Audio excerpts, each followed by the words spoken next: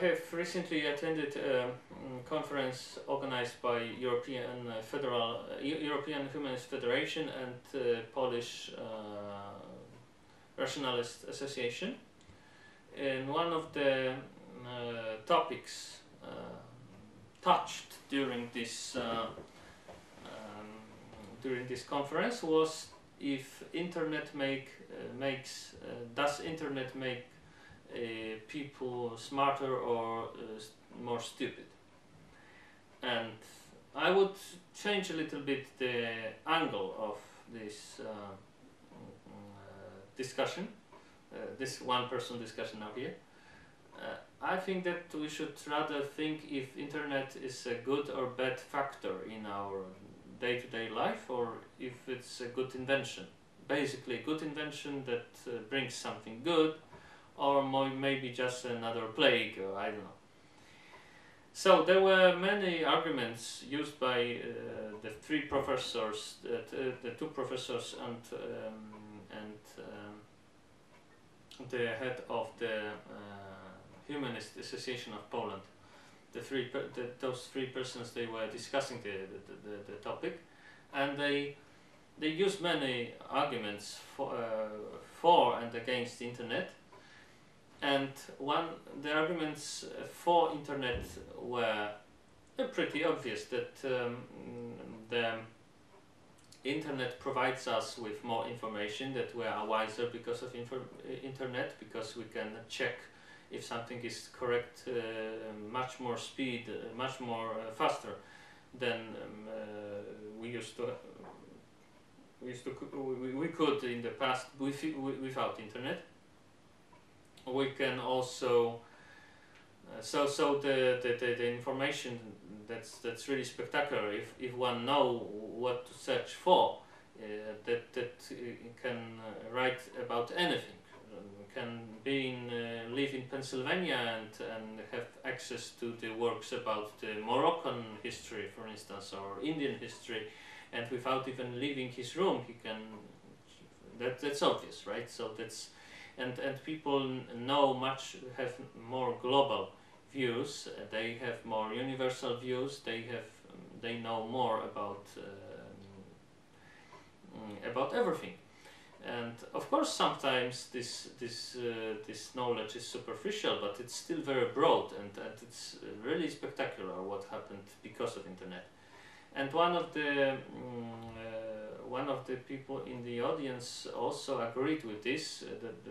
This man was from Morocco, and he stated that internet has changed totally the way of thinking of Moroccans, and even despite the censorship used by the government of Morocco, they think more or less in the same manner as the people in Berlin or in Paris are thinking. So it's really changed because of the internet, and it meant a huge modernization of thinking, huge modernization of society, and so on. And it's very visible, and he is personally grateful for the internet. By the way, it would be maybe worth mentioning that that President of the United States, Bill Clinton, shared this military invention, as the internet was, with the world. So it's what we owe to Mr. Bill Clinton. So hurrah! And I mean no sarcasm. I think internet is a terrific invention, but not all the people would agree, especially those who think that internet, so to speak, creates a situation in which people tend to think far less complicated. For instance, that the way of thinking is becoming less and less refined. For instance, they point out that because the internet is so much focused on pictures, not so much on the text, it's a very generalized view, and I don't know if I agree, I don't know if we should agree with this notion, but they were talking that it's so much oriented on pictures, not so much on texts, and the people are using this primitive way of thinking just about I know recollecting something and about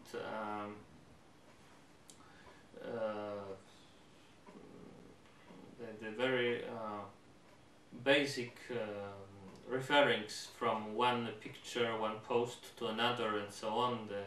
That also relates with our very basic emotions and so on and so on. Like I know, scare, to think about sex and so on, violence, something shocking, and so on. And people are less able because of that.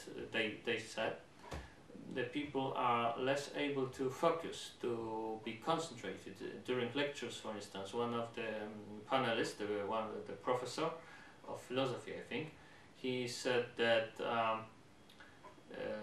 that students are not in higher and higher number every year are less able to focus and concentrate, that their deep thinking is damaged, that they can only manage this superficial way of thinking, this basic, this way of thinking that refers to the most basic emotions. And well, maybe he's right, but and maybe also right is the other panelist who is also very critical about the internet, who said that Andrzej Dominiczak from the Polish Humanist Association, he said that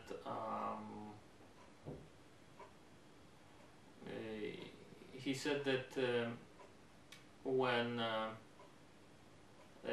people use internet, they usually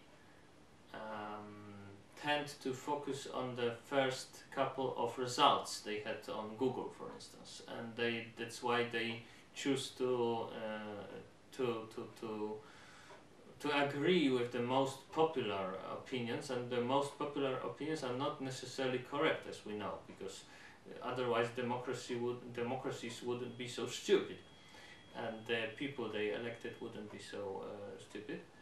And I mean, for instance, Mr. Emmanuel Macron, who is, for instance, a terrible candidate, and but also Marine Le Pen wasn't a very good candidate with this all leaving NATO stuff.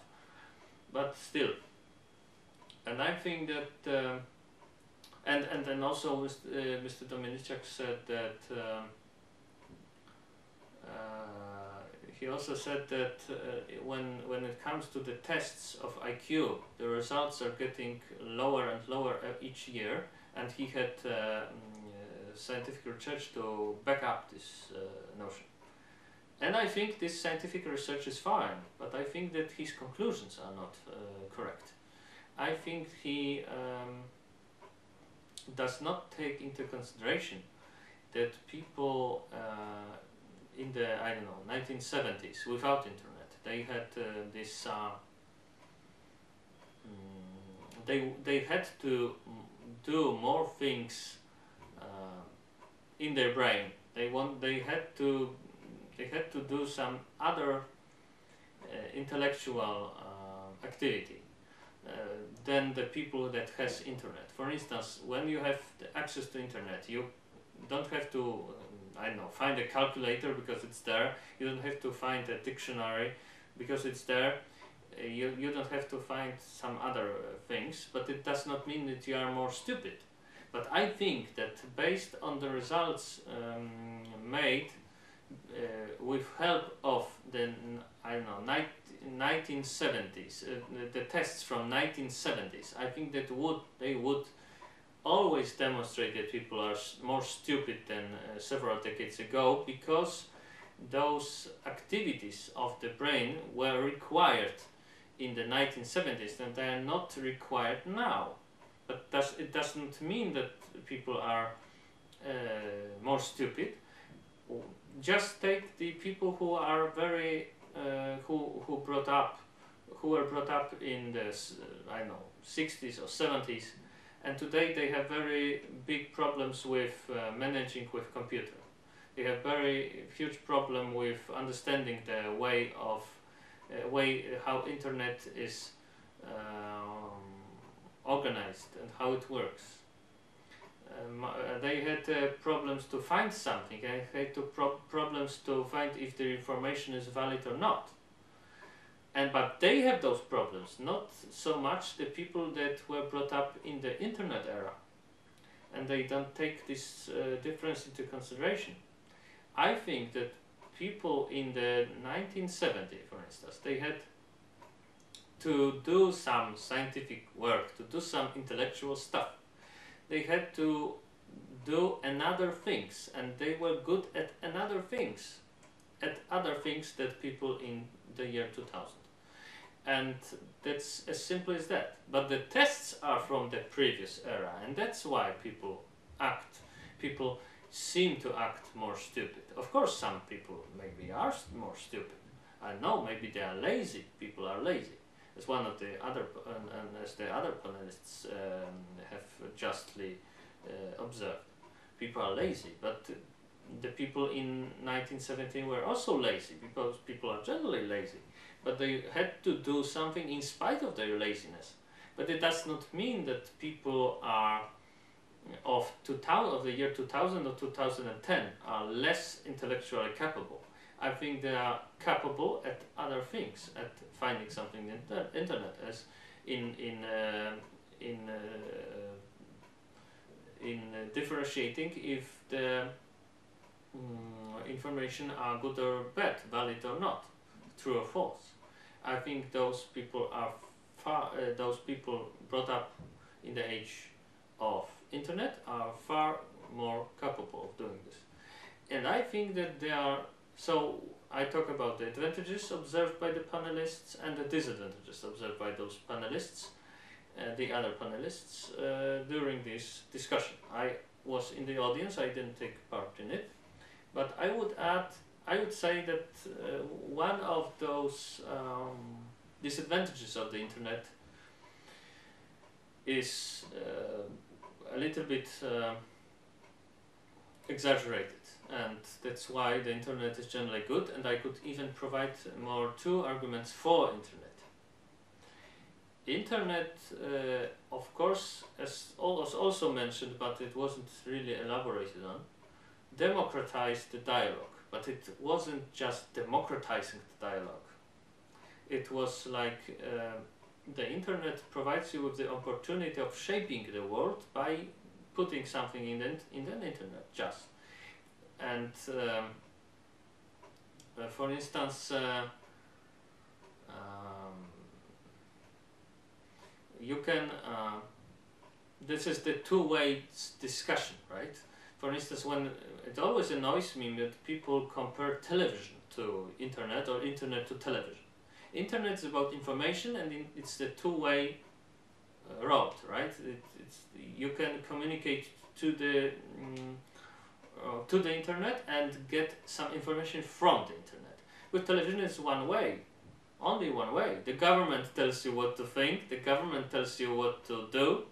And the government tells you what it's popular, or maybe when it's not the government, when it's a private television, when the private television with all his special interests and all his business plans and agendas, they tell you what to think. I don't know which is worse. I would probably think that the government is worse because he needs our taxes by a more economically liberal oriented. So when in the States they wouldn't understand it, because liberal there means social democratic. In Europe, liberal means liberal, freedom like. Okay, so less taxes liberal in Europe, but in America not, because they had never had socialism. Okay, but getting back to the internet, I say that that it does not only democratize the discussion, also makes it really possible for the first time, because television is no discussion, it's one-way message. The other thing is the argument of people abusing internet, that they tend to be more aggressive or self-centered, or I don't know, even autistic emotionally or something. I think this is not a problem with the internet. I think the internet makes us more social. We need more people, as one of the one other panelist said. We need more people because we see more people on the internet, and then we meet them in real life, and we quit being so secluded and closed. And I think this is a very positive quality of the internet, and all this aggressive stuff and so on is more a result of the computer games. And computer games does not, of course you can play computer games with the other people on the internet, but you can also play only with your computer. So the computer games and the obvious result of being of aggressiveness of the people of the people who abuse playing those computer games. It's not the fault of internet. Why play computer games if you can get some knowledge from the internet? Of course, there's many junk in the internet, but it's normal. It's like the civilization itself. So I think that this problem with aggressiveness, it's not a problem of the internet, it's a problem of computer games. And I really think that some of them should be less bloody and aggressive. But it's a totally different problem. So to sum up, I think internet is a magnificent invention and provides us with huge opportunities. It makes us more wise, far better informed, and Mr. Thomas Jefferson, one of the founding fathers of the United States, have said that a good democracy requires, and a good republic requires a well-informed society. So the internet enables us to do so. And as one of the panelists during the discussion at the conference, Mr. Jan Hartmann, the philosopher from Krakow, he said that, very justly said, that we are yet at the beginning of this huge internet revolution, and we don't know what it's going to bring, and probably some spectacular new information and possibilities. So internet is good.